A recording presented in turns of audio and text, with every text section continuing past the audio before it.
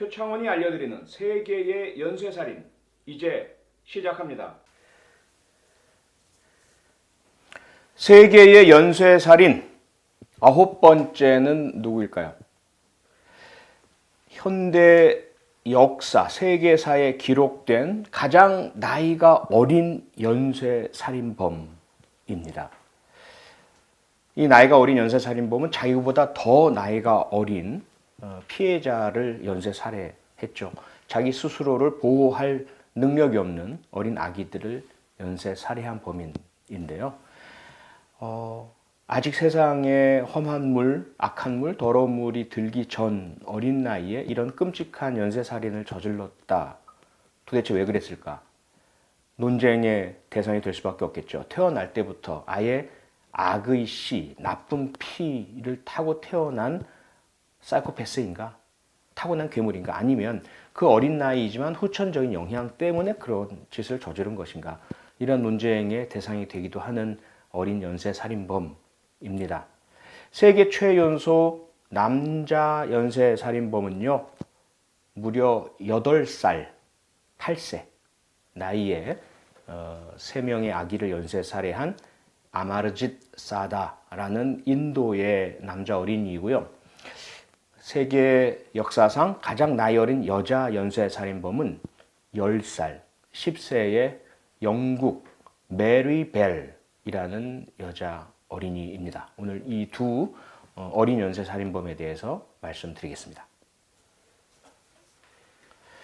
네, 아마르짓 사다 그리고 메리 벨 이 두 명의 어린 연쇄살인범을 9번째 세계 연쇄살인범으로 꼽은 이유는요. 우선 첫 번째로 그동안 널리 퍼져 있는 스테레오타입, 어떤 속설이죠. 세간의 믿음. 연쇄살인범은 성인 남성이야 라는 그런 고정관념을 조금 깰 필요가 있다라는 것이 첫 번째 이유고요. 두 번째는 앞서도 말씀드렸지만 이 어린이가 연쇄살인을 할 정도의 악마가 그 속에서 자라났다면 도대체 그 근원은 무엇일까? 어디에서 온 것일까? 왜일까? 라는 숙제를 반드시 풀어야 한다는 이유 때문입니다. 우리가 흔히 어린이들을 날개 없는 천사라고 부르죠. 순진, 무, 구 뭐 이런 표현을 사용하기도 합니다. 전혀 세상에 때가 묻지 않았고 아주 백설처럼 하얗다라는 그런 의미일 텐데요. 이러한 어린 천사들이 연쇄살인, 살인도 아니고요. 그냥 한번 여러 차례에 걸쳐서 연쇄살인을 저질렀다라는 것 반드시 우리가 풀어내야 할 숙제이고 혹시라도 또다시 이런 일이 발생하지 않도록 반드시 재발 방지 대책을 마련해야 하기 때문에 이 9번째 연쇄살인으로 선정을 했고요. 그리고 가장 중요한 또 다른 이유가 있죠. 이 어린 연쇄살인범의 피해자는 더 어린, 더 여린, 더 스스로를 보호할 능력이 없는 아기들이 피해자이기 때문에 더 그렇습니다. 이 어린 피해자를 또 다른 어린 공격자, 가해자로부터 보호하고 막아내기 위해서도 우리는 경각심을 가질 필요가 있고 대책을 만들어야 하기 때문에 9번째 세계 연쇄살인 대상으로 꼽았습니다. 자, 그러면 두 명의 어린 연쇄살인범 중에서 첫 번째 남자 어린이 연쇄살인범 아마르짓 사다, 이 인도의 어린이 연쇄살인범에 대해서 먼저 말씀을 드리겠습니다. 아마르짓 사다의 범행 특성, 우선 생각하셔야 될 것은요, 이 아마르짓 사다가 8살이라는 어린 나이에 연쇄살인범이 되었다는 것, 그리고 그 지역적 환경적 특성, 인도라는 엄청나게 넓은 나라, 무수하게 많은 인구 중에 아주 낙후되고 문명의 손길이 잘 닿지 않은 시골 마을, 바이하르주의 베구사라이라는 아주 시골 마을, 농촌 마을에서 벌어진 일이라는 것, 이것을 우선 좀 생각을 하실 필요가 있습니다. 첫 번째 살인은 2006년 이 아마르짓 사다가 7살 때 발생했습니다. 그리고 그 다음에 2007년까지 이어져서 3명의 어린 생명, 아기들을 연쇄살해했는데요. 첫 번째 희생자는 범인 아마르짓 사다의 친동생, 여동생입니다. 생후 8개월 된 여동생인데요. 부모님이 잠시 이 자리를 비운 사이에 이 어린 생후 8개월의 여동생을 이 아마르지 사다는 손과 발로 무차별적으로 폭행을 가했습니다. 그래서 결국 때려서 죽였죠. 구타를 통해 사망하게 했고요. 그런데 부모님이 결국 발견을 했죠. 피해자도 자녀고 가해자도 자녀입니다. 너무나 어린. 그리고 가해자는 아들이고 피해자는 딸이죠. 많이 접하시고 들으셨겠지만 인도의 시골 지역에서는 여전히 전근대적인 남아 선호 사상이 있고요. 여성들이 나중에 결혼을 할 때도 거액의 집착금을 내야 하는 등의 성차별적 요소가 무척 많은 그 관행이 자리 잡고 있죠. 그러다 보니까 아들 남자인 아마라짓을 상당히 더 상대적으로 귀하게 여겼던 부모님이 이 사건을 덮어버립니다. 남들 모르게 없었던 것처럼 어린 딸의 그 죽음에 대해서는 자연사로 위정해서 처리를 해버리죠. 그런데 얼마 지나지 않아서요, 이 아마르지 사다가 또다시 살인을 저지릅니다. 이번에는 사촌입니다.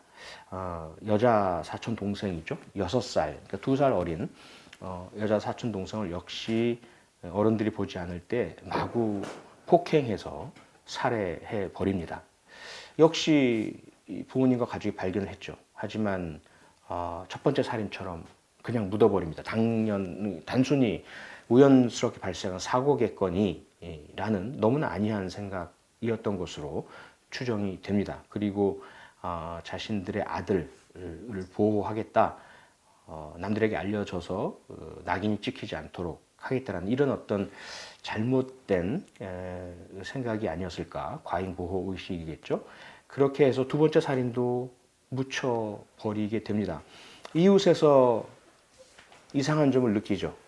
무엇인가 일이 벌어졌구나라는 거 당연히 느낄 수밖에 없겠죠. 시골 마을 담도 거의 없는 곳이었고요. 그리고 아이가 갑자기 없어지고 시신 처리를 하게 되고 그리고 소문이 번지게 되죠.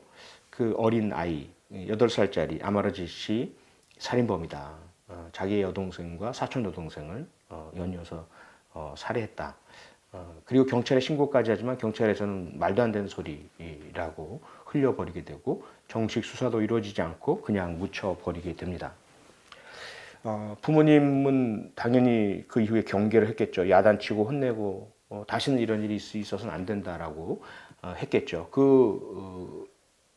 어떤 경각적인 태도로 인한 경계심이 어느 정도는 작동을 합니다. 그래서 살인이 그 이후에 냉각기를 갖게 되죠. 그런데 그 경계심이 허물어지게 되었을 때 2007년이 되었을 때 아마라짓이 8살이 되었을 때 또다시 살인을 저지르게 됩니다. 이번에는 이웃에 사는 생후 6개월 된 여자 아기였어요. 쿠시부라는 아기인데요. 이웃에 사는 데비 가족의 아기였습니다. 어머니가 일하러 가는 동안에 그 동네 학교에 마련된 타가소에 아기를 맡겨두고 일을 하러 갔었어요. 그 학교에 설치된 타가소에 선생님 숫자도 많지 않고 하다 보니까 여러 아기가 맡겨져 있고 그래서 아주 세심하게 보호받지 못하고 있는 상태였죠. 그래서 설마 이 아기에게 누가 위해를 가하겠어? 라는 그런 시골 정서도 있었고요. 그런데 학교에 놀러 갔던 이 아마라짓 이 8살짜리 연쇄살인범이 혼자 방치되어 있는 아기 쿠시부를 발견하게 됩니다. 그리고 이 아기를 몰래 납치해 가게 되죠. 그리고 살해하는 사건이 발생을 합니다. 결국 이 3건의 그 연쇄살인 사건이 한 명의 7살 때부터 시작해서 8살 때까지 이어진 어린 남자아이에 의해서 행해지게 되죠. 아마 느끼셨겠지만 이 3건의 사건을 이렇게 보면요. 8살이라는 또 7살이라는 어린 나이이긴 했지만 이 범인, 연쇄살인범, 가해자 아마르짓 사다는 대단히 계획적으로 치밀하게 범행 대상을 선정했습니다. 쉽게 접근할 수 있고 범행이 용이하고 반항하지 못하고요. 그리고 자신이 범행을 저지른 뒤에도 그 범행의 은폐나 혹은 그 이후 증거인멸이 용이한 시간, 장소, 대상을 선택했다는 것을 분명히 우리가 알 수가 있죠. 앞서도 말씀드렸지만 첫 살인, 그리고 특히 두 번째 살인 이후에 부모도 당연히 알고 경각심을 가지고 다시는 이런 일이 발생하지 않도록 그런 후속 조치도 취하고 했음에도 불구하고 여전히 세 번째 사건이 발생했다는 점, 이 심리적 냉각기를 두고도 상당히 오랜 기간 두고도 다시 벌어진 연쇄살인이라는 점, 이런 부분들이 8살짜리 남자 어린이, 세계에서 역사상 가장 어린 연쇄살인범 아마르지 사다의 범행 특성이다라고 말씀드릴 수 있습니다. 어린 연쇄살인범 아마르짓 사다, 어떻게 검거가 됐을까요? 이 세 번째 사건 이후에 검거가 되지 않았다면 아마도 거의 100%이 아마르짓 사다는 네 번째, 다섯 번째 연쇄살인을 계속 저질렀을 것입니다. 그런데 무척 만시지탄, 불행 중 다행, 늦긴 했지만 다행스럽게 검거가 되죠. 이 검거에는 이 피해자의 어머니의 역할이 지대했습니다. 딸의 실종, 생후 6개월밖에 안 된 어린 아기 학교 타가소에 믿고 맡겼는데 사라졌단 말이죠. 어머니가 돌아와서 우리 아기 어디 있어요? 선생님들이 모르겠어요. 데려가신 거 아니에요? 그럴 리가 없잖아요. 그래서 백방으로 수소문하고 찾아봤지만 어디에도 아기가 보이지 않았습니다. 경찰에 신고했죠. 경찰에서는 뭐 아기가 어디로 없어지겠습니까? 이 시골 마을에서. 그다지 적극적으로 찾아 나서지도 않았어요. 하지만 어머니가 계속해서 우리 아기가 아무도 데려갈 리가 없는데 사라졌기 때문에 너무나 걱정이 된다. 빨리 좀 수사하고 찾아달라. 경찰이 나서죠. 그리고 마을 사람들에게 탐문 수사를 합니다. 물어보는 거죠. 이 어린 아기를 본 적이 있습니까? 혹시 누가 데려가는 걸 봤나요? 그랬는데 다수의 마을 사람들이 이웃집에 사는 아마르짓 8살짜리 남자 어린이를 의심합니다. 경찰에 이야기를 하는 거죠. 걔가 의심스러워요. 걔가 아마 아기를 데려가서 죽였을지도 몰라요. 도대체 무슨 말입니까? 어떻게 어린 아이한테 그런 누명을 씁니까?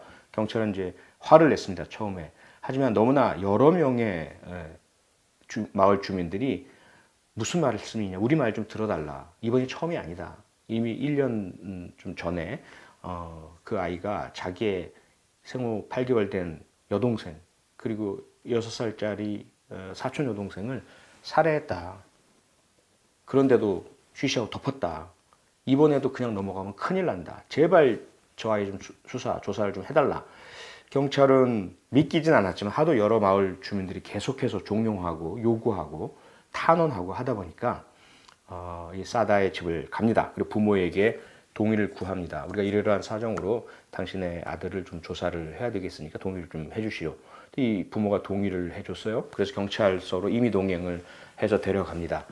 그런데 놀랍게도 이 어린 8살짜리 아마르짓 사다가 너무 거리낌 없이 자기가 이웃집 아기 쿠시부를 납치해서 살해했다고 자백을 하는 겁니다. 아주 술술술 학교에 놀러 갔는데 아기들이 있는 타워서 옆을 지났고, 근데 누구도 감시하거나 지키지 않길래 그 아기를 그냥 들고 나갔다. 그리고는 그 아기를 자기가 때려서 살해하고 묻었다. 이렇게 얘기를 하는 거예요. 너무나 충격, 믿을 수 없는 이야기. 경찰관이 다시 물어봅니다. 만약에 네 말이 사실이라면, 난 네 말이 믿어지지 않는데 만약에 네 말이 사실이라면 너는 그 아기가 어디 있는지 알겠네? 당연히 알죠. 어디에 있는데? 따라오세요. 경찰관들을 데리고 간 그 8살짜리 어린이가 지목한 곳, 아주 허술하게 덮여있는 안매장된 일부의 시신이 보이는 그곳에 실제로 피해 어린이 쿠시부의 시신이 있었습니다. 이렇게 해서 이 사건은 해결이 되고 범인은 검거가 됐고요. 그 이후에 마을 사람들이 주목했던 자신의 어린 생후 8개월 된 여동생, 6살이었던 사촌 여동생 2명의 살인도 이 아마르짓 사다가 술술 자백을 했습니다. 그래서 이 3건의 연쇄 살인 사건이 확인이 된 것이죠. 이 어린 연쇄 살인범 8살짜리 아마르짓 사다는 그 이후에 어떻게 되었을까요? 경찰 조사 과정에서 우선 좀 충격적인 그 사실이 확인이 됐는데요. 이 아마르지 사다는 경찰서에 와서 조사를 받기 직전 받으려고 할 때에 경찰관이 질문을 던지려고 하니까 경찰관에게 사탕을 달라고 요구를 합니다. 사탕, 과자를 달라고 요구했다라는 그런 이제 보도도 있고요. 사탕이나 과자를 달라고 요구한 것 왜 그랬을까? 범죄 심리학자들은 이렇게 해석을 합니다. 두 가지 해석이죠. 하나는 자기가 저지른 일 그 자체를 이 아마르지 사다는 아주 중요한 업적으로 생각하고 있었다. 그래서 그에 대한 보상을 요구한 것이다. 이렇게 해석을 하기도 하고요. 다른 범죄 심리학자는 자신이 경찰관에게 그 진술을 해주는 대가로 사탕이나 과자를 요구했다. 이렇게 분석을 하기도 합니다. 어쨌든 경찰관이 경찰서에 있는 그 과자를 구해다가 주니까 그걸 먹고 미소를 띠고 웃으면서 그 범행 사실을 진술을 했는데 전혀 피해자에 대한 어떤 미안함, 자기 사건에 대한 어떤 뉘우침, 잘못에 대한 인정, 반성 이런 태도는 전혀 보이지 않았었다는 것이죠. 그래서 그 경찰에서는 그 지역에 있는 심리학자들에게 면담 분석을 요청을 했습니다. 정말 믿을 수 없는 8살짜리 어린 연쇄살인범이 있는데 이 아이에 대해서 좀 분석을 좀 해달라. 그래서 복수의 여러 명의 심리학자들이 각자가 별도로 면담 조사를 하고 분석을 한 결과 거의 일치된 의견이 내려졌습니다. 이 아이는 비록 어리긴 하지만 세디스트, 가학적 성도착자죠. 다른 사람의 고통, 또 아픔, 상처 이런 것들을 보면서 쾌락을 느끼는, 즐거움을 느끼는 그러한 그 잔혹한 성정을 가진 이상 성격 이상의 어린이다라는 그런 결론을 내리게 됩니다. 정신의학적으로 만 18세 이하의 어린이 청소년 아직까지 그 인성 성격 발달이 완성되지 않은 대상에 대해서는 성인과 같은 그런 뭐 사이코패스다, 반사회성 인격장애자다 이러한 진단을 하지 않습니다. 하지 않도록 그렇게 매뉴얼이 만들어져 있죠. 규범이 만들어져 있습니다. 하지만 이 경우는 무척 예외적인 상황이다라고 심리학자들은 판단을 했고 그래서 8살짜리 아마라지 사다를 세디스트 그리고 사이코패스 엔타이소셜 퍼스널리티 디스오더 뭐 이러한 어떤 규정들을 하게 된 것이죠. 법적인 부분을 한번 좀 살펴볼까요? 우리나라는 형사 미성년자 만 14세 미만입니다. 지금 뭐 촉법 소년에 대해서 여러 가지 논란들이 있고 그동안 계속되어 온 논쟁이기도 하죠.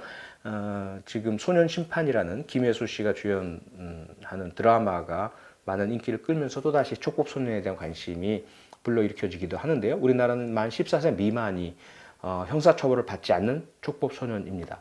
그리고 만 10세, 10살 이상 14세 미만이 촉법 소년인 거죠. 그래서 소년원에 간다든지 또는 보호 관찰 처분을 받는다든지 하는 보호 처분의 대상이 됩니다. 인도는 어떨까요? 인도는 조금 복잡하게 되어 있습니다. 범죄 종류에 따라서 그 연령이 나뉩니다. 중요 강력 범죄의 경우 살인이라든지 이 경우에는 만 7세, 7살 미만인 경우에는 형사처벌을 받지 않습니다. 그런데 7살 이상이라면 재판을 받고 처벌을 받도록 되어 있고요. 그 이외에 다른 일반적인 범죄들 같은 경우는 만 12세 미만이 형사 미성년자 연령입니다. 그리고 이 형사 미성년자 연령과는 달리 처벌에 있어서 만 16세 미만의 경우에는 사형이나 징역형을 선고할 수 없도록 되어 있고요. 그리고 이 소년보호시설, 우리나라라면 소년원이겠죠. 여기에는 만 18세까지 수용할 수 있도록 되어 있습니다. 이거 시험 보실 분들은 안 계실 테니까 뭐 그냥 그 외우거나 기억하실 필요는 없고요. 인도의 그러한 법체계가 그렇게 되어 있다. 그래서 이 경우 아마라지 사다의 경우는 7살에 범행을 시작했지만 8살에 세 번째 연쇄살인을 저질렀습니다. 그래서 8세, 만 7세 미만인 강력범죄자에 대한 형사미성년자 연령을 넘겼어요. 그래서 재판을 받게 됐습니다. 재판을 받았는데 문제는 처벌에 있어서 만 16세 미만에 대해서는 사형이나 징역형을 선고할 수 없도록 인도법이 되어 있기 때문에 소년 보호 사건, 보호 처분을 내리게 된 거죠. 그래서 소년 보호 시설에서 성인이 될 때까지, 만 18세가 될 때까지 수감하도록 그렇게 판결이 내려졌습니다. 그렇게 됐고요. 그럼 그 이후에 어떻게 됐을까? 기록이 잘 존재하지 않습니다. 소년 보호 사건이라서 비공개이기도 하고요. 하지만 여러 추적 조사에 따르면 소년 보호 시설에서도 아마라짓은 많은 문제를 야기했고 위험성을 드러냈기 때문에 대부분의 기간을 독방, 혼자서 혼거하는, 혼자서 있는 곳이죠. 그런 독방에 수감이 되어서 다른 그 수감자들과 접촉하지 못하도록 그런 조치들이 취해졌다라는 그러한 사실들은 보고가 되고 있습니다. 만 18세가 된 것이 2016년입니다. 2016년 자신의 생일날 아마르짓 사다는 인도법에 따라서 소년원을 출소하게 되었고요. 그 이후엔 자유의 몸이 되었고 어디에서 어떻게 살고 있는지에 대해서는 어떠한 정보도 현재 공개되고 있지 않습니다. 네, 두 번째 어린이 살인범, 현대 인류 역사상 가장 나이 어린 여자 연쇄살인범, 10살 메리벨, 영국 소녀죠. 이 메리벨은 나이가 어리기는 하지만 그가 지냈던 그 어린 시절의 모습들은 상당히 과격하고 많은 이제 에피소드들이 있습니다. 이 발생한 지역도 좀 특성이 있는데요. 영국 북동부의 뉴캐슬이라고 아시죠? 그 EPL 프리미어리그 축구 팬들이라면 다 아실 텐데 최근에 중동의 거부가 인수를 해서 상당히 많은 관심을 끌고 있는 축구단 뉴캐슬 어폰 타인이라고 하는 그 지역의 인근에 있는 스캇스우드라는 그 마을에서 발생한 사건입니다. 이 지역을 왜 제가 말씀드리냐면 이 뉴캐슬과 영국 북동부 해안가는 거대 조선소 타운이었죠. 과거에 영국이 세계 조선업계를 아주 장악하고 있었을 때 활발하게 배를 만들던 호황을 누리던 지역이었는데 결국 쇠락하게 되죠. 그리고 조선소들이 다 폐쇄가 되고요. 완전히 버려진 그 마을 낙후된 지역이 되어 버립니다.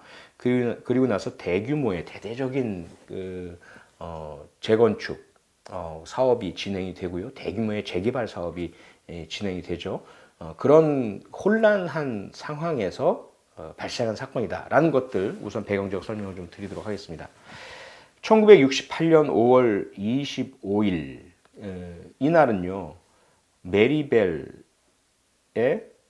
11살 생일 하루 전이었습니다. 그래서 이제 10살일 때에 살인이 벌어진 것이죠. 첫 살인이.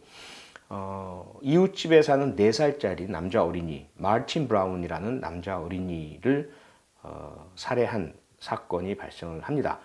말씀드린 것처럼 이 낙후된 아주 가난한 동네 대규모의 재개발 사업이 진행되고 있는 곳, 부모님들은 다 노동자로 일을 하고 아이들은 다 동네에서 그냥 자기들끼리 어울려 노는데 그 노는 장소가 대부분 철거된 혹은 철거 직전에 폐가, 공가, 빈집, 폐허 이런 곳에서 아이들이 놀았어요.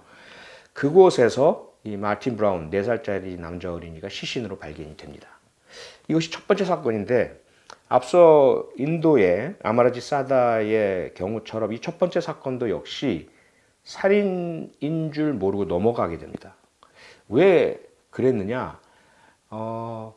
우선 사인 규명이 잘 안 됐어요. 4살짜리 남자 어린이가 시신으로 발견이 됐는데 그래서 변사죠. 그래서 부검을 실시합니다. 법의학자가 부검을 실시했는데 사인이 명확치 않은 거예요. 예를 들어 이제 질식이라고 한다면 우리가 흔히 이제 액살, 교살, 목을 고의로 졸라서 살해했다 그러면 그때 나타나는 그 시신 현상들이 있거든요. 이 목 안에 있는 설골이 골절이 된다든지 근육에 피하 출혈이 발생한다든지 하는 형태의 강한 힘으로 외력이 작용을 하니까요. 그 다음에 그렇게 강한 힘의 외력이 오랜 동안 작용을 하게 되면 미세혈관이 터지게 되고요. 일혈점, 우려혈 현상 이런 것들이 이제 얼굴, 눈 이런 것에 나타나는 것이거든요. 근데 그런 것들이 전혀 보이지 않는 거예요. 그리고 그 시신 옆에 언제 거기에 놓여져 있는지 버려졌는지 혹은 이 사건과 연관이 있는지 알지 못할 약병 같은 것들이 있었어요. 그래서 혹시 이 아이가 뭔가를 잘못 먹고 이렇게 사망에 이르게 된 것은 아닐까. 사인 규명이 제대로 안 됩니다. 그러면서 사고사로 그냥 처리가 되고 변사 사건 내사 종결 처리가 되고 넘어가게 되죠. 그것이 이제 나중에 살인임이 규명되게 되는데요. 우선 어떤 첫 번째 사건은 그렇게 발생을 합니다. 그 다음 날이었습니다. 뭐 어쨌든 어린이가 사망했으니까 큰 사건이죠. 동네가 발칵 뒤집어졌고 여러 가지 이제 경찰 출동해 사이렌을 울려 뭐 조사해 난리가 나는 거죠. 그 다음 날 그 마을에 있는 공공 어린이집에 누군가가 야간에 침입한 흔적이 그 다음날 아침에 발견이 되게 됩니다. 어린이집에 선생님이 출근을 하려고 보니까 유리창이 다 깨져 있어요. 안은 난장판이 되어 있는 거죠. 책들, 뭐 책상들 다 엎어져 있고 찢어져 있고 꺼내져 있고 벽에 낙서가 막 써 있고 그런 난장판이 되어 있는 곳에 메모가 발견이 돼요. 막 끄적끄적거리는 메모가 발견이 되는데요. 이 메모의 글씨가 아주 삐뚤빼뚤하고요.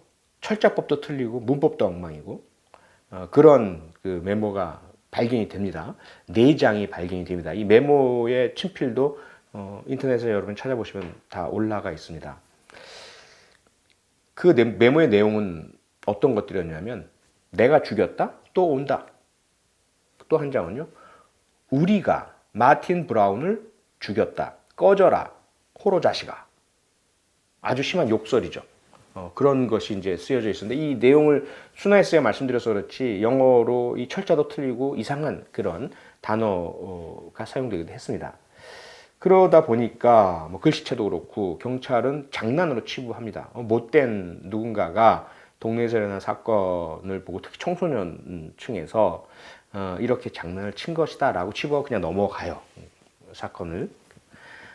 그리고 나서 이제 2달이 지나게 됩니다. 7월 31일. 이날 오후에 그 동네 아이들이 막 그냥 노는 거죠. 늘 평상시처럼. 그런데 함께 놀던 브라이언 하우라는 3살짜리 남자 어린이가 또 실종이 됩니다. 사라져요. 없어져 버려요. 부모님은 막 난리가 나서 찾죠. 어디 있는지, 누구랑 함께 있을지, 혹시 무슨 일은 당하는 건 아닐지. 그런데 그렇게 막 찾는데 어디에도 없어요. 그러다가 계속 동네를 이웃 사람들도 와서 찾아주고 함께 찾고 경찰에 신고해서 경찰도 오고 막 찾아 나서다가 결국 밤 11시 10분경에 시신이 발견됩니다. 역시 이 철거 대상인 그 폐가 공가들 있는 곳에 건물과 건물 사이, 벽돌과 벽돌 사이에 아주 어설프게 이렇게 은폐시켜 놓은 시신으로 발견이 돼요. 이 시신의 모습은 처참했습니다. 하체 부분에 특히 무엇인가 찌른 흔적, 벤 흔적, 그리고 시신의 일부를 막 도려내려 하는 흔적, 이러한 상흔들이 많이 발견이 됩니다. 신체 일부를 특히 훼손하려고 하는 흔적도 보이고요. 특히 남성의 그런 상징적인 부분, 이런 부분에 대한 공격도 나타납니다. 더 놀라운 것은 이 어린 브라이언 호우의 시신의 배에다가 누군가가 날카로운 것으로 M자를 새긴 이런 흔적이 발견이 됩니다. 그리고 나중에 부검 결과 사인은 기구 폐색, 숨을 못 쉬게 한 입과 코를 막는 거죠. 그리고 경부 압박에 의한 질식, 코와 입을 막고 목을 눌러서 숨을 못 쉬게 함으로써 사망에 이르게 했다는 뜻입니다. 이렇게 해서 이루어진 살인으로 부검 결과가 확인이 됩니다.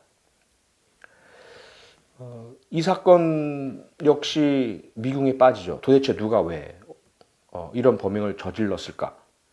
CCTV도 당연히 없죠, 그 당시에. 그리고 직접적인 목격자도 나타나지 않는 상황.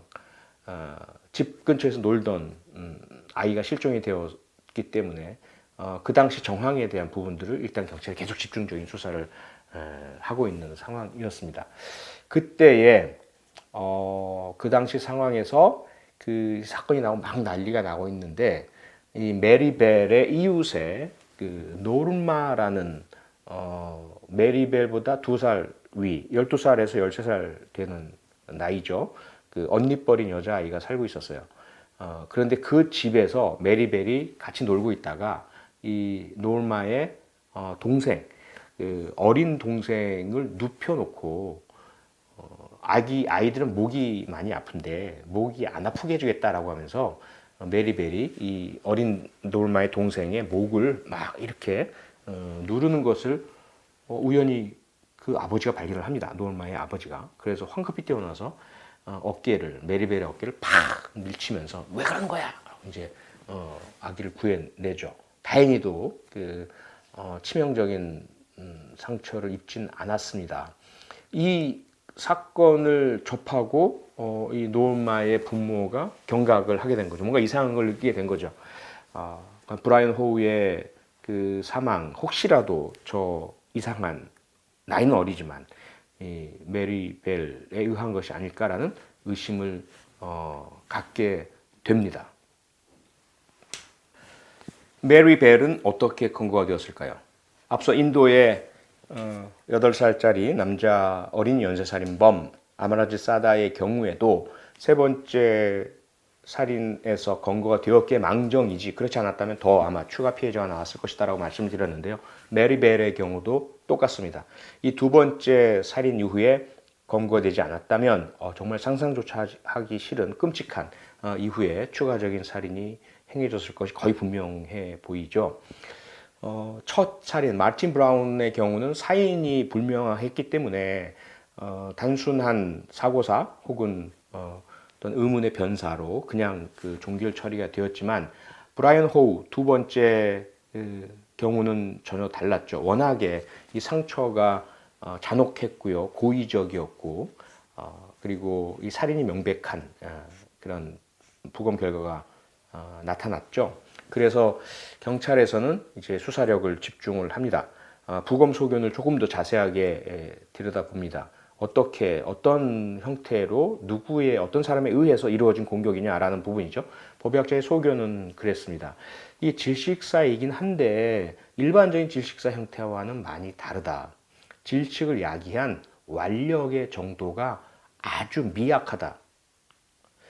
보통의 살인사건에서의 피해자 부검에서 나타나는 질식사 소견은 상당히 강한 외력의 작용의 흔적이 나타나는 거죠. 근데 이 사건은 그렇지 않다는 거죠. 피해자가 무척 나이 어린 연약한 어린임에도 불구하고 그에게 가해진 힘이 무척 미약했다는 것은 가해자 역시 무척 나이가 어린 연령대일 가능성이 높다는 거죠. 성인이 고의적으로 일부러 자기 힘을 조절하고 힘을 빼고 행한다고 하더라도 살인의 고의가 있을 경우는 이렇게 미약한 힘으로 서서히 죽음에 이르게 한다는 것은 무척 어렵다라는 거죠. 그래서 가해자 연령대가 무척 낮다라는 이런 법의학적 소견이 확인이 되면서 경찰은 수사력을 집중합니다. 그 당시에 그 지역 일대에 있는 가용 가능한 모든 경력을 지원을 받죠. 그래서 형사들이 총 100여 명 정도가 인근 경찰서에서도 지원 와서 투입이 됩니다. 이 작은 마을에. 그리고 나서 이 도달 가능한 거리에 있는 모든 어린이들에 대한 수사를 시작을 합니다. 전대미문의 상황인 거죠. 그래서 총 1200여 명에 달하는 지역 어린이들이 모두 일단은 1차적인 그 조사 대상이 되어서 방문 조사가 이루어지게 됩니다. 그리고 광범위한 탐문 수사가 이루어지죠. 브라이언 호우가 살고 있었던 그 집 일대 이웃 사람들, 그 지역을 지나갔을 사람들, 브라이언과 같이 놀았을 수 있는 어린이들 대상으로 계속 탐문이 이루어지는데, 그 과정에서 다수의 목격자가 나타나게 됩니다. 봤다. 브라이언이 놀고 있는 걸 봤다. 그때 누구랑 놀고 있었느냐? 뭐 이런저런 아이들이 거론되긴 했지만 여러 다수의 목격자들이 공통으로 이야기하는 이름이 두 개가 나옵니다. 하나는 메리벨이고 또 하나는 그 이웃에 있는 노르마, 2살이 많은 소녀였던 거죠. 그래서 경찰이 이 2명의 소녀에게 집중을 합니다. 그리고 여러 그 목격 진술들과 사건의 정황들을 분석한 이후에 수사 전략을 짜죠. 그리고 둘을 별도로 함께 통모 공모하지 못하도록, 진술을 맞추지 못하도록 준비를 해서 각기 별도로 경찰서로 데려가서 분리신문을 시작을 했습니다. 그날 어디서 무엇을 했고 브라이언을 봤는지 안 봤는지 뭐 이러한 질문인 거죠. 쭉 질문을 던졌는데 함께 목격된 이 메리와 노르마의 진술이 엇갈렸습니다. 노르마는 브라이언과 함께 논 것을 인정을 했어요. 함께 놀았다. 점심시간 전까지 같이 놀았다. 그런데 점심시간 이후에는 떠났다, 헤어졌다 이렇게 이제 노르마는 진술을 합니다. 그런데 메리 벨은 전혀 브라이언과 논 적도 없고 그날 함께 있지 않았다고 전면 부인을 하게 되는 거죠. 그리고 구체적인 부분에 있어서도 그날 뭐 했는지, 어디서 만났는지, 노르마와 메리가 둘은 같이 놀았는지 이런 것들에 있어서 상충되는 면들이 많이 나타납니다. 모순이 나타난 거죠. 뭔가 있구나. 경찰 수사 2단계로 들어가게 됩니다. 그래서 그 다음날 2차 신문 조사를 하게 되죠. 그때 메리가 진술을 번복합니다. 처음에는 자기는 브라이언 본 적도 없고 같이 놀지도 않았고 그렇게 얘기를 했다가 그 다음날 아니에요. 사실은 내가 착각을 했었나 봐요. 브라이언을 봤어요. 그런데 브라이언을 이웃에 있는 8살짜리 남자 어린이, 그 이름도 이야기를 합니다. 그 남자 어린이가 데리고 가는 걸 봤어요. 그리고 오후에 그 남자 아이가, 8살짜리 아이가 브라이언을 때리는 것도 봤어요. 라고 이야기를 합니다. 메리가. 그렇게 이야기를 하면서, 그런데 더 특이한 거는 한쪽 날이 휜 가위를 가지고 그 남자아이가 브라이언을 공격하는 것도 봤어요. 묻지도 않은 이야기를 합니다. 이건 사실은 나중에 다시 말씀을 드리긴 하겠지만 현장에서 발견된 범행 도구가 이 메리가 이야기한 것과 일치하는 한쪽 날이 휘어진 낡은 가위였습니다. 어린이용 가위인 거죠. 그리고 그것은 공개되지 않았어요. 범인이 아니라면 어느 누구도 알지 못할 사실인데 메리가 줄줄줄 이야기한 거예요. 물론 자기가 썼다라는 것이 아니라 8살짜리 동네에 사는 다른 남자아이가 그거 가지고 브라이언을 공격하는 걸 봤어요라고 진술을 한 것이죠. 그래서 경찰은 바로 이 진술의 진위 여부 확인을 위해서 그 지목된 8살짜리 남자 어린이에 대한 조사를 실시했습니다. 그런데 말입니다. 메리가 자기가 봤다고 브라이언을 데리고 가고 때리고 한쪽 날이 휘어진 가위로 공격했다라고 했던 그 8살짜리 남자 어린이는 그 사건 발생한 그 당시에 뉴캐슬 공항에 가 있었습니다. 확인이 됐어요. 부모님과 함께. 완벽한 알리바이가 있었던 거죠. 그러니까 전혀 있을 수 없는 일을 메리 벨이 허위 진술을 한 겁니다. 그런데 사용된 도구, 범행 도구, 그리고 데려가고 때리고 공격하는 방식과 양식, 행동에 대한 것들은 너무나 시신의 모습과 아주 일치하는 진술을 하게 된 것이죠. 당연히 의심할 수밖에 없지 않습니까? 그리고 나서 시간이 흐릅니다. 노르마는 계속해서 처음에 했던 진술을 그대로 고수하고 있었고요. 그런데 4일 이후에, 4일이 지난 다음에 이 노르마의 부모가 경찰에 연락을 합니다. 드릴 말씀이 있습니다. 우리 딸 노마가 자수를 하겠답니다. 그렇게 연락을 하게 됩니다. 경찰에서는 그렇습니까? 부모님, 그럼 같이 오시죠. 다시 이야기를 한 거죠. 그때 이제 그 노마가 한 자수의 또 자백의 내용은 메리 벨이 노마보다 2살이 어린 10살짜리 어린 소녀가 그 메리 벨 스스로가 다른 동네 8살짜리 남자 어린이가 했다고 했던 그 행동을 메리가 했다는 진술을 노마가 하게 됩니다. 메리 벨이 브라이언을 데려가서 목을 조르고 가위로 상처를 내고 그리고 면도칼로 배에다가 M자를 표시했다라는 그런 진술을 하게 됩니다. 그리고 그러면서 그런 행동을 하는 내내 메리 벨은 무척 즐거워했다. 마치 놀이하듯이 아주 즐거운 놀이를 하듯이 그렇게 어린 브라이언을 때리고 목 조르고 상처 입히고 공격을 하고 살해했다라고 진술을 했던 것이죠. 그래서 경찰관이 다시 물어봅니다. 그렇다면 가위가 아니라 또 다른 흉기, 면도칼이 사용됐다는 것인데 배 M자를 그린 도구는 현장에서 발견이 안 됐거든요.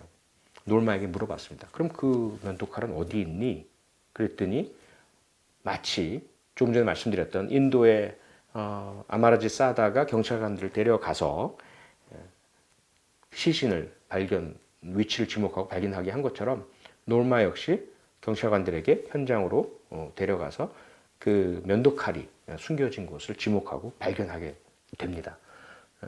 어쨌든 노마와 메리 벨 이 두 친구가 브라이언 하우의 죽음에 책임이 있다는 사실은 거의 명확해지게 된 것이죠. 과연 그 둘 중에 누가 범인이냐? 이건 마치 우리나라에서 발생했던 이태원 살인 사건처럼 두 명의 공범이 화장실에서 우리나라 대학생을 살해했는데 둘 중에 한 명이 범인이고 그런데 서로가 상대방을 지목하는 이런 상황과 대단히 유사한 상황이 지금 만들어진 거죠. 그런데 먼저 이 노마가 자백을 했고요. 그리고 노마는 2살 더 많고 뭐 이러한 이제 그 상황입니다. 그렇게 해서 사건의 전모는 이제 상당히 경찰이 파악해 나가고 있는 과정에서 메리 벨은 끝까지 경찰의 질문에 부인하고 범행을 인정하지 않으면서 변호사를 요구하게 되다. 나에게 변호사를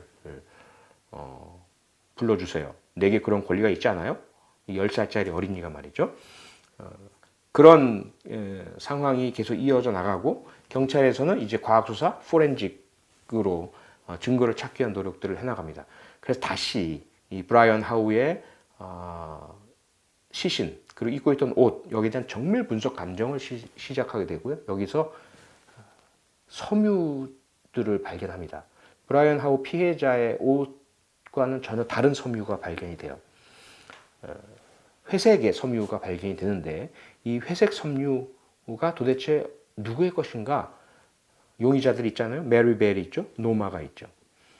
메리 벨의 옷들, 노마의 옷들 다 압수수색 혹은 임시 제출 받아서 분석을 해봤습니다. 그랬더니 메리 벨의 치마에서 그 치마의 이 울 성분이죠. 그 울 성분의 섬유와 브라이언 하우의 옷 그리고 신체에서 발견된 회색 섬유가 일치한다는 결과가 확인이 됩니다.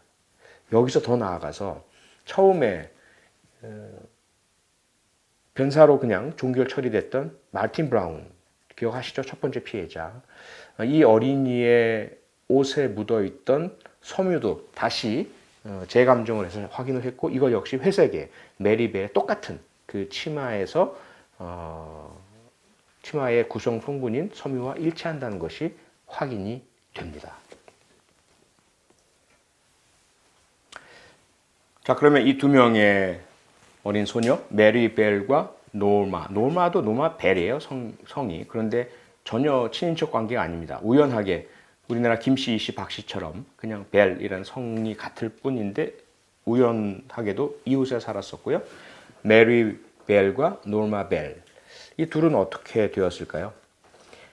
경찰의 수사가 착착 진행되고 노마의 자백 진술이 나왔고 그러면서 또 현장에서 또 피해자의 몸과 옷에서 증거가 또 확보가 됐고요. 이러면서 이제 그 사건의 진상이 점점 규모해 가고 자신에게로 수사망이 조여오자 메리 벨이 진술을 또다시 번복을 합니다. 이번에는 이웃에 있는 8살짜리 남자 어린이가 아니고 이번에는 자기를 범인으로 지목하고 자수를 했던 노마가 범인이다라고 메리 벨이 진술을 번복을 해요. 사실은 제가 그랬어요. 노마가 그랬어요. 제가 사실은 친구이기 때문에 그리고 그 현장에 함께 있었기 때문에 노마를 지켜주려고 거짓말을 했는데 사실은 노마 제가 범인이에요. 제가 나보다 나이도 2살이나 많잖아요. 언니잖아요. 뭐 이렇게 이제 주장을 하게 됩니다. 이렇게 되니까 경찰로서는 상당히 당혹스럽죠. 물론 그 섬유가 물적 증거로 확보됐다고 말씀을 드렸죠. 그런데 섬유가 살인의 직접적인 증거는 아니지 않습니까? 그저 그 자리에 함께 있었다는 것뿐이죠. 그러다 보니까 메리벨과 노마벨이 함께 있었다라는 것은 둘 다 서로를 지목하면서 확인이 됐기 때문에 누가 살해했느냐 이것은 참 규명하기 힘들고 서로가 서로를 상대방이 살해했다고 주장하는 상황이 되다 보니까 경찰에서는 일단 메리와 노마를 공모, 공동 정범 둘이 같이 범행을 한 똑같은 공범이다라고 기소를 하게 됩니다. 그런 결정을 내리게 되자 메리 벨은 무척 담담하게 그런 전혀 표정에 동요도 없이 그렇게 대응을 했고요.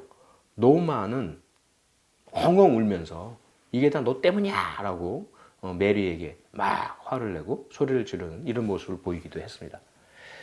이제 법정에서 가려져야 될 상황이 된 거죠.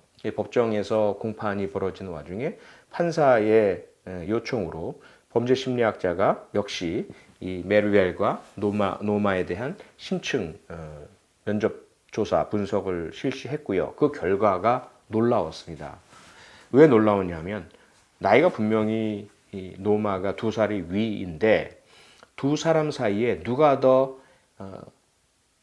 지배적이냐 통제를 하고 있고 누가 우위에 있느냐라고 했을 때 2살이 어린 메리벨이 지능도 높고 성격도 적극적이고 공격적이며 상대방을 조종 통제하는 능력이 있고 우리가 흔히 말하는 카리스마라고 하죠. 그런 어떤 심리적 힘 이것이 메리벨 2살 나이 어린 아이에게 더 강하게 있다라는 거죠.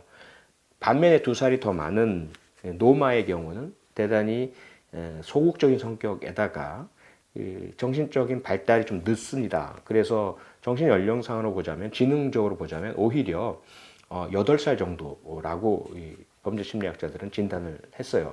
그래서 물리적 나이는 2살이 위지만 정신적인 지능적인 연령은 오히려 메리벨이 더 위에 있고 성격적인 공격성, 적극성 역시 메리벨이 훨씬 더 강하다라는 거죠. 그리고 조종 통제의 능력 역시 메리벨이 있고 그래서 만약에 둘이서 무엇인가를 했다라고 한다면 아마도 그 주도적인 역할은 메리벨이었을 것이다. 그리고 노마는 수동적이고 보조적인 역할을 했을 것이다. 라고 이제 범죄 심리학자들은 분석을 합니다. 이것이 영국이나 미국에서는 캐릭터 에비던스라고 해서요. 범인의 성격적 부분, 심리적 부분에 대한 증거로 채택이 됩니다. 그래서 직접적인 증거는 아닐지 모르겠지만 사건 전반의 정황을 파악을 하고 책임을 논함에 있어서는 상당히 중요한 요소로 작용을 하거든요. 그리고 또 하나 그 이후에 다시 그러면 메리 벨에 대해서 정신과 전문의에게 심층 또 진단을 법정에서 의뢰했어요. 그랬더니 정신과 전문의들이 메리 벨을 진단을 한 결과 메리 벨이 대단히 충동적이고 폭력적이며 습관적인 거짓말을 하는 그런 성격적인 문제를 가지고 있다라는 것이 확인이 됩니다. 그리고 타인을 조종 통제하고 괴롭히는 것 이것이 일상화되어 있고 그로부터 즐거움을 얻는 그러한 특성을 가지고 있다. 그래서 비록 나이는 어리긴 하지만 만 18세 미만이긴 하지만 반사회성 인격 장애자로 진단을 해야 한다라는 것이 정신과 전문의들의 소견이었습니다. 다시 이제 법적인 문제로 들어가면은요, 영국의 경우에는 10살, 만 10세 미만이 형사 미성년자입니다. 10살만 넘으면 범죄에 대해서 스스로가 성인과 마찬가지로 형사법정에서 재판을 받고 처벌을 받을 수 있도록 돼 있죠. 인도의 경우는 앞서 말씀드린 것처럼 만 16세 미만의 경우에는 징역형을 받지 못하도록 돼 있지만 영국은 그렇지 않아요. 만 10살만 넘으면 징역형이 선고되어야 할 범죄를 저질렀다면 강력범죄를 저질렀다면 징역형을 선고받습니다. 이 사건에 있어서 결국 재판 결과 노마 벨은 무죄 선고를 받았습니다. 메리 벨은 유죄 선고를 받았습니다. 다만 살인이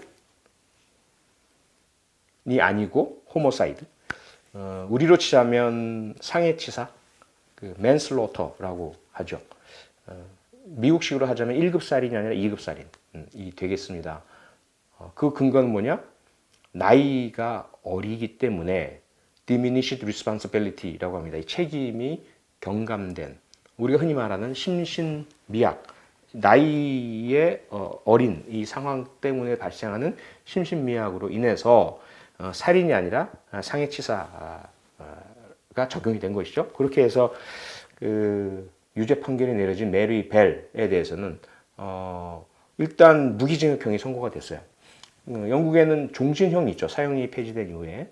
그런데 종신형은 아니고 무기징역. 이것은 뭐냐면 수감 생활 와중에 보여주는 수감 태도에 따라서 가석방이 가능하다는 이야기입니다. 종신형은 가석방이 안 되는 거죠. 그러한 이제 그 판결을 받게 되죠. 그리고 나서 이제 수감 생활을 하게 되는데요. 이 메리 벨이 12년 동안 징역형 교도소 수용 생활을 하게 되고요. 1980년에 만 23살 나이에 출소하게 됩니다. 무기징역형이 이제 가석방 심사를 통해서 석방 출소해도 된다라는 결정이 내려진 것이죠. 그리고 메리 벨은 법원에 자신의 이름 변경과 익명성 보호 요청 심판 청구를 하게 되고 인용이 됩니다. 그래서 그의 이름은 변경이 됐고요. 그리고 법적인 이름이 바뀐 거죠. 그리고 누구도 그의 정체를 공개해서는 안 된다라는 익명성 보호 결정이 내려지게 됩니다. 그런데 영국의 언론, 특히 그 타블로이드라고 하는 황색 언론은 정말 집요합니다. 법원의 명령? 그거 어기겠다. 어긴 데 대한 범칙금, 과태료 얼마야? 그거 내겠다. 이런 이제 태도를 가진 언론들이 좀 있어요. 그래가지고 끊임없이 추적을 합니다. 쫓아다닙니다. 이 어디 갔을까? 이 시대의 어린 연쇄 살인마 메리 벨 어디에서 살고 있을까? 쫓다가 결국 1998년 출소한 지 18년 만에 메리 벨이 파파라치에게 포착이 됩니다. 그때는 메리 벨에게 딸이 있었어요. 그 당시에 14살인 딸. 그 딸은 자기의 엄마가 그런 희대의 연쇄살인범이었다는 걸 전혀 모르고 있었습니다.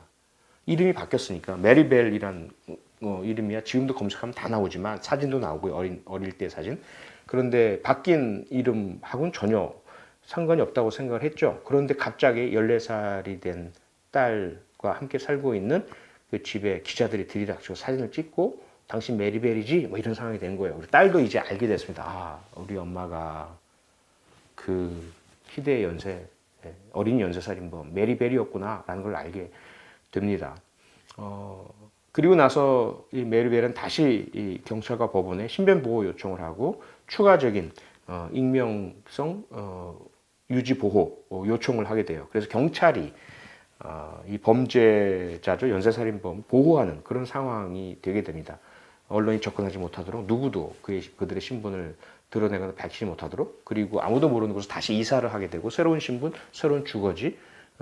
마치 여러분이 영화에서 보셨을 미국 FBI의 증인보호 프로그램과 유사한 형태로 이 범죄자 보호 프로그램이 작동이 된 것이죠.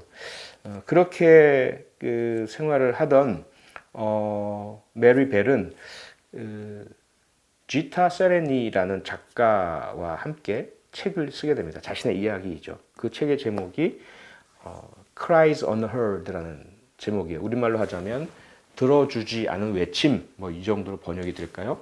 그래서 자기가 사실은 그런 끔찍한 범행을 하긴 했지만 자기도 피해자였다. 뭐의 피해자? 아동학대의 피해자. 자기 어머니는 성매매 여성이었고 자기 아버지는 누군지도 모르고 누구에게서 난 악인지 모르고 아마도 아버지는 그 고객 중 성매매 고객 중 한 명이었을 것이다. 그런데 자기가 어렸을 때 자기 어머니는 자기가 보는 앞에서도 성매매를 했고 심지어 어린 자신을 엄마의 고객이 어린 자신을 성폭행하기도 했다. 이런 이제 자신의 경험담을 이야기하면서 물론 그건 이제 자신의 범행을 합리화하기 위한 동정심을 얻고 다시는 사회가 나를 쫓아다니지 않고 자기 신분을 드러내지 않고 자기 딸도 괴롭히지 않기를 바라면서 그 책을 썼겠죠. 어느 정도의 진실인지 모르겠지만 어쨌든 제가 주목하는 것은 그 부분이 아니고요. 그 책에서 메리 벨은 드디어 그때서야 비로소 자신의 범행을 인정했습니다. 최초의 10살, 11살 그 나이에 경찰의 조사를 받았을 때는 끝까지 완강하게 부인했던, 그리고 동네의 8살 남자 어린이에게 누명을 쓰이고 뒤집어 쓰이고 그것도 실패하자 함께 자기와 놀아줬던 이웃집의 노마에게 그 모든 죄를 뒤집어 쓰으려고 했고요. 법정에서도 줄곧 자기가 범인이 아니고 노마가 범인이라고 끝까지 주장을 했고, 수감 시절에도 자기의 범행을 인정하지 않았었습니다. 자백하지 않았고 억울하다고 이야기를 했었어요. 그런데 1998년 결국 파파라치 황색 언론의 추적을 통해서 14살 딸도 이 사실을 알게 되고 드러나게 되고, 그 이후에 많은 신경의 변화가 있었던지 추가적인 그런 추적을 막기 위해서였는지 모르겠지만 이 저술 책을 펴내면서 그 책 안에는 자기의 범행을 인정합니다. 사실은 내가 범행을 했다. 그리고 이 작가가 질문을 하죠. 그 어린 나이에 당신에게 어른과 똑같이 형사법정에서 재판을 하게 한 것은 너무 가혹하다고 생각하지 않느냐? 전혀 그렇지 않다고 생각한다. 비록 나이는 어렸지만 내가 한 짓은 너무 끔찍한 범행이었고 그건 당연히 재판을 받아야 할 범죄였고 형사처벌을 받아야 할 범죄였고 나는 형사처벌을 받은 것이 오히려 감사하다. 그래서 내가 그런 죄의 대가를 다는 아니겠지만 일부라도 치렀다라는 것, 치르지 않은 것부터 훨씬 다행이라고 생각을 하고 지금 이제서야 너무 뼈저리게 후회하고 반성하고 피해자에게 사죄하고 싶고 이런 제 심경을 밝히게 됩니다. 상당히 뒤늦게 나온 인정과 자백과 고백이지만 어쨌든 이 사건의 진실이 한 점 의심 없이 이제 본인의 인정과 자백에 의해서 확인되게 된 것이죠. 그 이후에는 1998년 이후 행적은 알려진 바가 없습니다. 그 새로운 이름도 모르고 지금 현재 메리 벨은 다른 이름은 바뀌었겠지만 65세, 65살의 나이로 영국 어딘가에서 살고 있다라고 알려지고 있습니다. 두 명의 어린이 연쇄살인범, 남자 어린이, 여자 어린이 사례를 살펴봤습니다. 아마르짓 사다 그리고 메리 벨, 이 두 명의 어린이 연쇄살인범은 왜 이런 악마가 된 것이었을까요? 이 둘은 어린 나이란 걸 빼면 많은 것들이 다르죠. 우선 남자와 여자라는 것도 다르고요. 영국과 인도라는 것도 엄청난 차이가 있죠. 시기적으로도 메리 벨의 범행은 1968년, 아마르짓 사다는 2006년, 2007년. 상당히 40년 가까운 시차를 두고 있습니다. 하지만 이 둘에 대한 범죄 심리학자와 정신과 전문의의 감정평가는 놀랍게도 거의 유사합니다. 둘 다 반사회성 인격장애, 사디스트의 문제를 그 어린 나이에 가지고 있다라는 그런 일치된 결론을 이 전문가들이 내렸다라는 것에서 공통점이 있고요. 또 하나는 그들이 처했던 환경이죠. 무척 낙후되고 피폐하고 그리고 낡은 관행과 관습이 자리 잡고 있었던, 어린이들이 전혀 보호받지 못하고 제대로 된 양육이나 또는 관심이나 교육이나 이런 것들이 제공되지 않는 상황. 아마르짓 사다의 경우에도 그의 부모나 조부모, 그의 가족 누구도 제대로 된 학교, 제대로 된 게 아니라 아예 학교 교육을 받은 사람이 그 가족 내에 아무도 없었다고 합니다. 현대 문명의 교육으로부터 완전히 소외되어 있었던 거죠. 그리고 메리 벨 역시 앞서 말씀드렸지만 성매매 여성이었던 어머니, 아버지가 누군지도 모르는 상태, 그리고 어린 나이부터 지속적으로 그런 성매매적 환경에 노출되었고 아동학대와 성폭행의 피해자였던 점, 이런 것들이 이 우범적 환경이란 것에 유사성이 있다라는 그런 일단 말씀을 드릴 수 있고요. 다만 우리가 분명히 알아야 될 것은 유사한 혹은 이 두 어린이보다 더 열악한 환경에 처했던 사람들 중에 훨씬 더 많은 절대 다수는 이들처럼 다른 생명을 해치지 않았다는 거죠. 자기보다 더 어린, 더 약한 존재에 대한 공격 가해를 하지 않았다는 것입니다. 그래서 이 환경적인 것이 결코 절대로 합리화나 정당화의 명분이 되어서는 안 된다라는 겁니다. 각자에게 책임이 있습니다. 아무리 어린 나이지만. 하지만 우리가 이러한 사건의 재발을 방지하기 위해서는 문제의 원인을 찾아내고 직접적이든 간접적이든 환경적이든 배경적이든 이런 문제의 요소들을 확인하고 개선하고 다시는 이런 문제가 발생하지 않도록 해야 하기 때문에 이 둘의 그런 악마가 된 이유, 원인, 배경 요소들을 짚어보고 살펴봐야 된다는 거죠.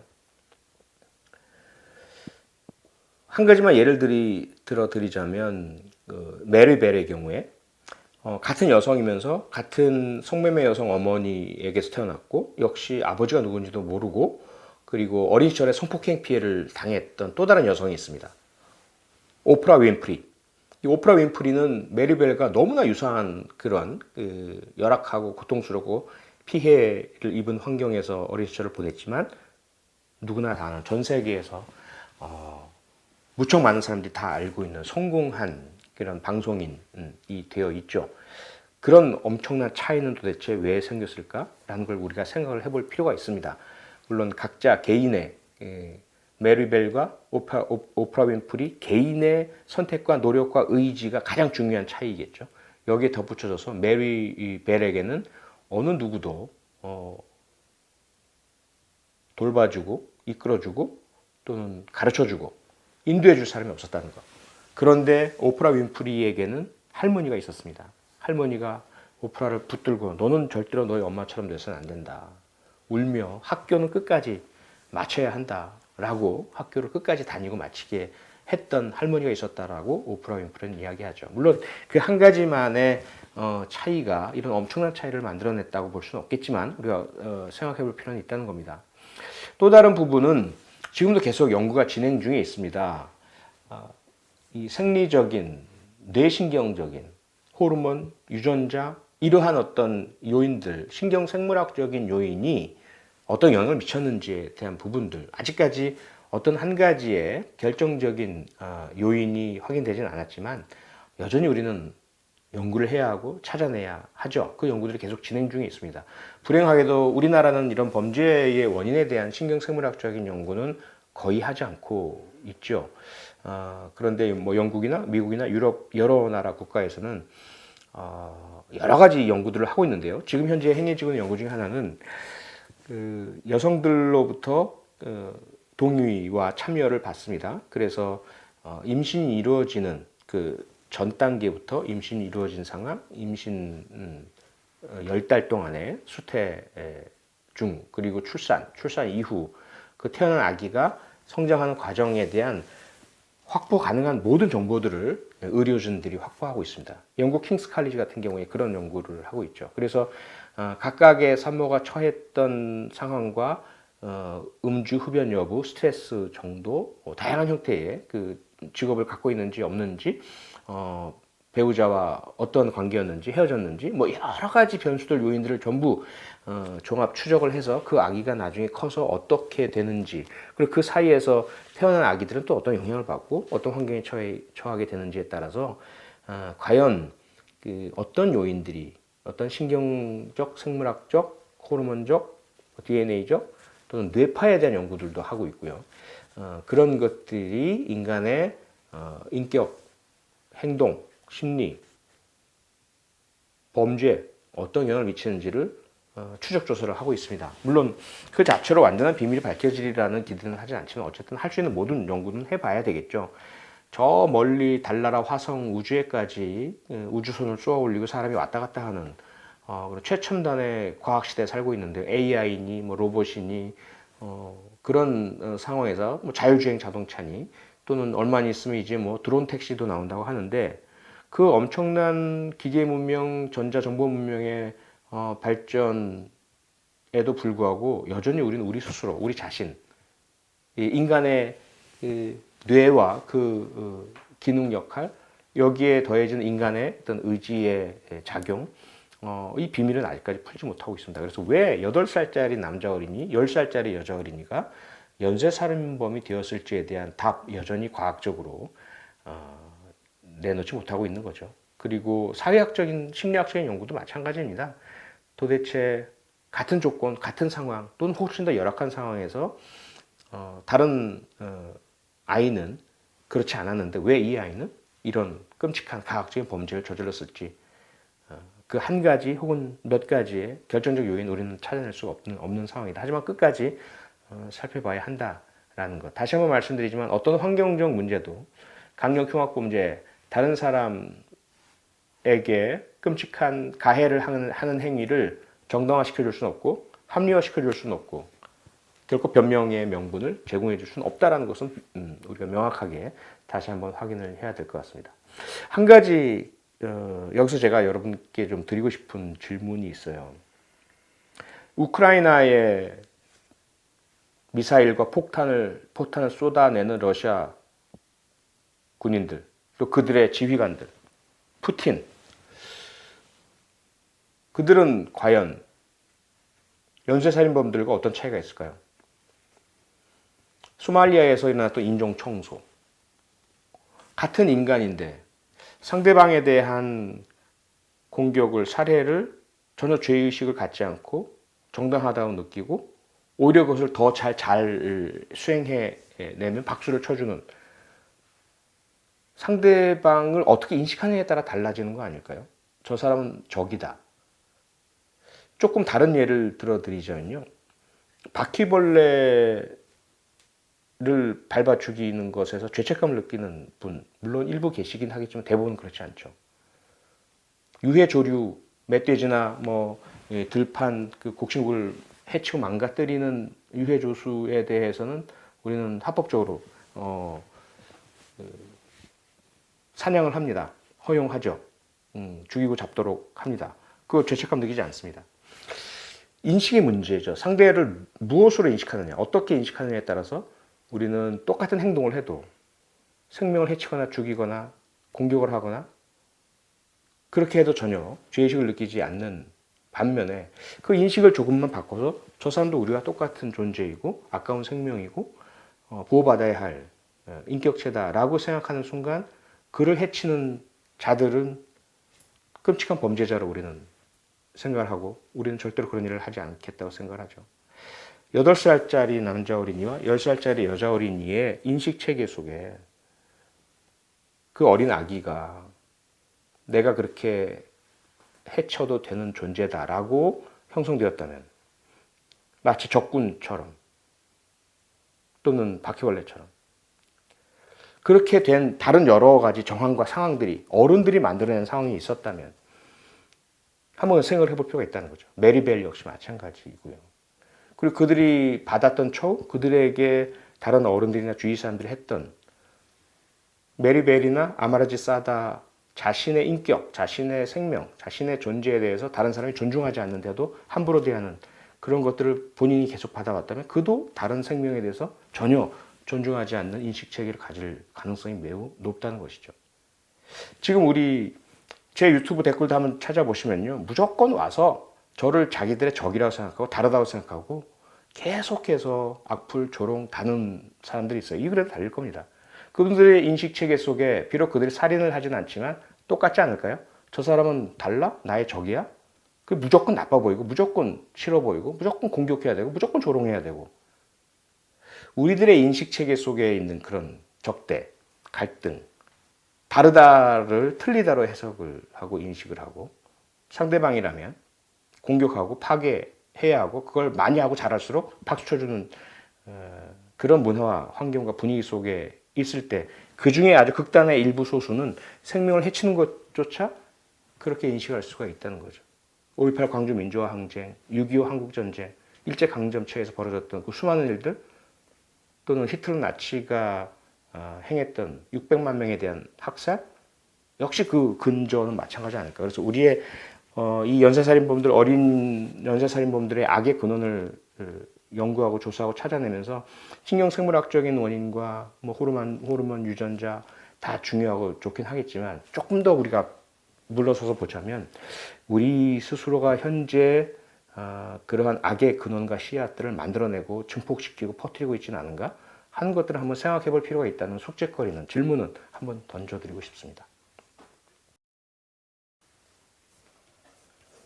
이 즈음에서 꼭 드리는 질문이 있죠. 그렇다면 과연 우리나라에는 아마르지 사다나 메리벨 같은 어린 연쇄살인범이 있었을까요? 라는 질문.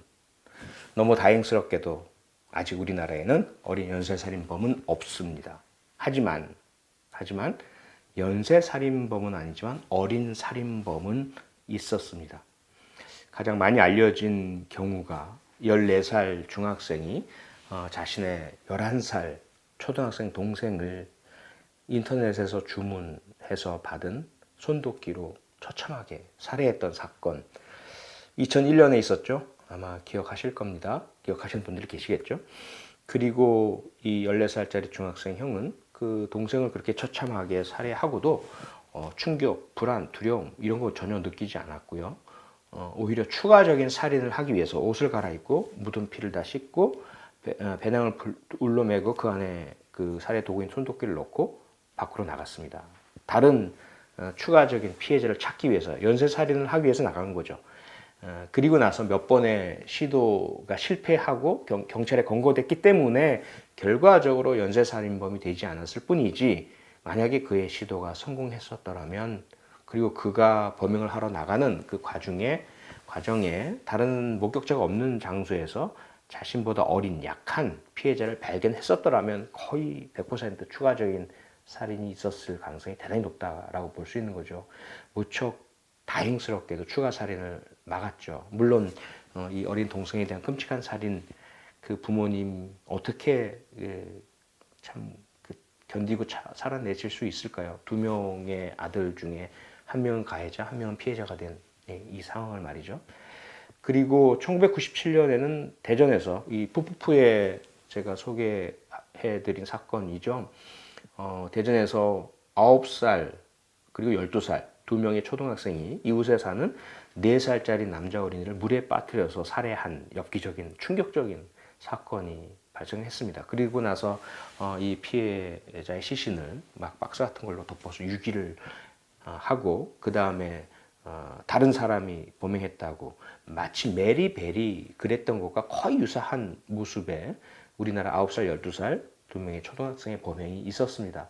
역시 다행스럽게도 그 한 사건으로 그치고 검거되었기 망정이지, 안 그랬으면 연쇄살인으로 이어졌을 가능성 배제할 수 없는 그런 일들이 우리나라에도 있었고요. 그래서 꼭 남의 나라 문제만은 아니다.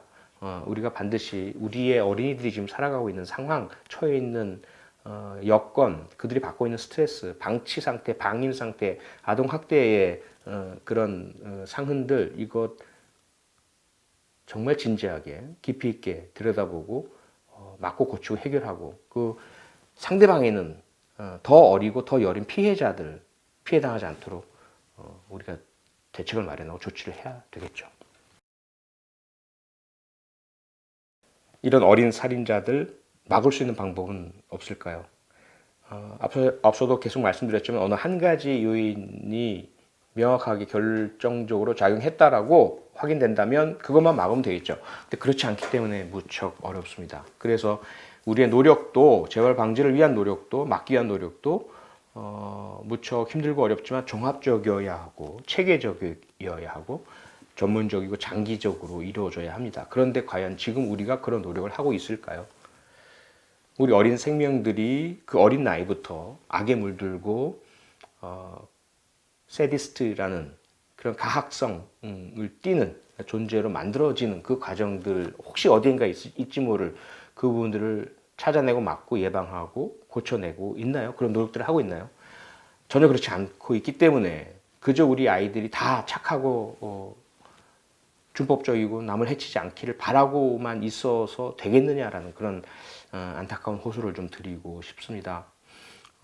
범죄소년, 촉법소년 소비할 흥미거리로만 자꾸 쓰지 마십시오. 그러지 말았으면 좋겠습니다. 언론도 그렇고요. 여러 매체들, 유튜버들 연령을 낮추네, 또 형량을 강화하네, 만에 그 반대에 있네, 논쟁거리로 스포츠 경기처럼 그렇게 소비하느라고 지난 20, 30년을 그냥 보낸 거 아닙니까? 그 사이에 정작 필요한 이 어린 이 생명들이 한쪽에서는 가해자가 되고 다른 한쪽에서는 피해자가 되는 이 상황을 근본적으로 해결하기 위해서는 사실은 무척 많은 예산이 들어가죠. 노력도 들어가고 인력도 필요하고 교육 체계 개선도 필요하고요. 인식도 바꿔야 하고요. 계속해서 우리가 입버릇처럼 공연불처럼 외치지만 입시 위주, 경쟁 위주, 학력 위주, 이러한 그 교육 시스템들 빨리 바꿔야 된다. 전인격적 교육, 사회화, 존중과 배려의 함양 이런 것들이 필요하다라고 입버릇처럼 이야기하지만 현실은 그렇지 않은 이 상황 어떻게 해야 될까요? 그러다가 극히 일부이긴 하겠지만 어린 살인자가 나타나면 그의 개인정보, 가족정보 공개하고 돌팔매질하고 괴물시 악마화하고 그렇게 열을 올리고 또 잊어버리게 되죠. 왜 그런 일이 발생했는지에 대해서는 이것을 고치고 바꾸기 위해서는 많은 우리의 노력이 필요하다는 부분들은 생각하지 않게 되는 상황들이 이어지죠. 그리고 그 피해자는 가해자 악마에게 쏟는 관심에 100분의 1만이라도 피해자에게 한번 우리가 쏟아봤을까요? 그 피해자와 그 어린 피해자의 가족들, 부모님들은 어떤 마음을 안고 어떻게 살아가고 계실지 거기에 대해서 우리가 따뜻한 사회의 손길이라도 가 닿고 있는지 그런 부분들을 한번 우리가 이제는 좀 생각할 때가 되지 않았을까요? 그런 부분들 꼭 말씀드리고 싶어요. 그래서 이 소년 사건, 촉법소년, 어린 강력 범죄자들에 대해서는 저는 개인적으로 그렇게 생각을 합니다. 메리벨이 그런 이야기를 했듯이 아무리 나이가 어려도 상대방에게 정말 씻을 수 없는 강력 흉악한 가해 행위를 한 경우는 엄한 처벌을 받아야 합니다. 본인을 위해서도 그렇게 엄한 처벌을 받아야만. 메리벨이 나중에 그랬잖아요. 10살짜리 어린 나이에 어른들과 똑같이 형사법정에서 재판받고 형사처벌받고 교도소에서 보낸 그 시절이 자기는 오히려 감사하다. 그렇게 해야 한다라고 느꼈다라는 겁니다. 다만 모든 어린 범죄자들이 그렇진 않잖아요. 그런 강력 흉악 범죄 회복 불가능한 가해 행위를 한 자들이 아니라면 그들의 그 범행의 이면에 있는 환경적 요인, 배경적 요인, 그리고 왜 그렇게 되었는지 부모를 포함한 어른들은 무엇을 어떻게 했는지 이 부분을 살펴봐야 하고 종합적으로 대응을 해야 되겠죠. 그래서 아직은 미성숙한 인격체, 아직은 이 뇌의 그 전전두엽 부위의 판단 기능, 인격적 기능이 최근의 연구 결과에 따르면 21살, 22살, 심지어 26살까지도 성장 발달을 한다고 합니다. 그렇게 보자면 정말 그가 저지른 범행이 그렇게 가학적이고 폭력적이고 고의적이고 회복 불가능한 피해자에게 야기한 것이 아닌 어린 청소년, 어린이의 범죄에 대해서만큼은 그가 다시는 그런 일을 저지르지 않도록, 그리고 자신이 행한 범죄가 어떤 것이었는지, 어떤 피해를 야기했고 피해자에게는 어떤 상처와 아픔과 고통을 줬는지를 스스로가 깨달을 수 있는 기회를 줘야 되잖아요. 깨달을 수 있도록, 정말로 절절히 반성할 수 있도록, 후회할 수 있도록, 사죄의 마음을 진정으로 느낄 수 있도록 해주는 것이 저는 청소년 범죄에 대한 가장 효과적인 대책이라고 생각을 합니다. 그런 것들을 찾아내기 위해서 뉴질랜드에서 처음 시작되고 캐나다, 영국을 거쳐 미국 여러 나라에 지금 정착된 청소년 범죄에 대한 회복적 사법, 레스토레이티브 저스티스, 피해자 중심의 이런 접근법 정말 우리도 고려해야 되지 않을까요? 그리고 우리 소년법에 1호부터 10호까지 처분이 있습니다. 훈방부터 시작해서 소년원까지 그 사이에는 보호 관찰이 있고요. 치료 감호 처분이 있고요. 보호 감호 처분이 있고요. 이 다양한 형태의 이 처분들을 제대로 활용하지도 못하고 있습니다. 거기에 대한 시설도 마련해 두지 않고 오직 소년원만 있는 거죠. 교도소처럼. 그 다음에 그거 아니라면 훈방. 부모가 좀 돈 있고 빽 있고 유력자면은 웬만한 소년 범죄자들, 촉법 소년은 다 빠져나가고 힘없고 가난하고 약하면은 소년은 2년 들어가고 극단적으로 말씀드리자면 그런 거란 거죠. 이런 이 소년 범죄에 대한 무관심부터 해소해야지 연령을 낮추고 형량을 강화하고 이런 접근 가지고는 절대로 문제의 근원과 뿌리 해소되지 않고 해결되지 않는다는 말씀 꼭 드리고 싶습니다. 마지막으로 하인리 법칙 제가 간헐적으로 때가 되면 말씀을 드리지만 1대 29대 300의 법칙이라고 하죠. 한 건에 사람이 사망할 만한 이런 사건, 사고, 범죄 행위가 일어나기 전에는 29건 정도의 아주 유사한 환경과 이유와 조건을 갖춘 사람이 다칠 만한 사건들이 발생을 하고요. 그 전에는 약 300건 정도의 아주 유사한 이유와 배경과 조건과 상황을 갖춘 다른 경미한 사건이나 사고나 범죄들이 발생을 한다는 거죠. 이 하인리히 법칙에 따르자면 마지막 사람의 생명이 손상당하는 사건이 일어나기 전에 우리는 여러 차례 기회가 주어진다는 거예요. 29건의 중한 상처가 발생하는 그러한 범죄가 발생했을 때 우리에게 우선 기회가 있겠죠. 그 전에 300건 정도의 훨씬 더 경미한 일이 발생했을 때 주어지는 기회를 우리가 잘 포착만 한다면 이 어린 살인자도 막을 수 있고 어린 살인 피해자도 막을 수 있다는 것 다시 한번 생각했으면 좋겠습니다. 고맙습니다. 구독, 좋아요, 알림 설정 안 하면 흠칫뿡